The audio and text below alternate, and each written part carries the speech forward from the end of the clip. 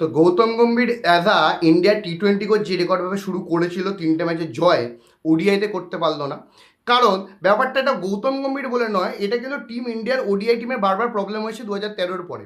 Middle order settle নয়। প্রথমে বলেছিলাম যে রাহুল আর শ্রেয়াস আইয়ার দুটো প্লেয়ার একসাথে খেলতে পারে না। আমি দুটো প্লেয়ারকে দোষ দিচ্ছি না, যে কোনো একটা প্লেয়ারে খেলা উচিত, কারণ দুটো প্লেয়ারই খেলা ধরে খেলা প্লেয়ার, তার উপর অক্ষর প্যাটেল আছে, এরা হচ্ছে অ্যাঙ্কার ম্যান, এটা খেলা ধরে খেলবে, ডিপ নিয়ে যাবে। ওডিআই ক্রিকেট পাল্টেছে। আপনি যদি অস্ট্রেলিয়ার টিম দেখেন তাহলে বুঝতে পারবেন যে ম্যাক্সওয়েল আছে, স্টয়নিস আছে, মার্শ আছে, এরা কিন্তু কাউন্টার অ্যাটাক ফুটবল ক্রিকেট খেলে, সরি। তো এরা যদি প্রথম থেকে ওপর থেকে যদি উইকেটও পড়ে না, এরা সামলে নেবে। রোহিত শর্মা যে শুরুটা দিয়েছিল 75 রানে 0 উইকেট, সেখান থেকে ম্যাচটা 208 রানে অল আউট হয়ে যাওয়া।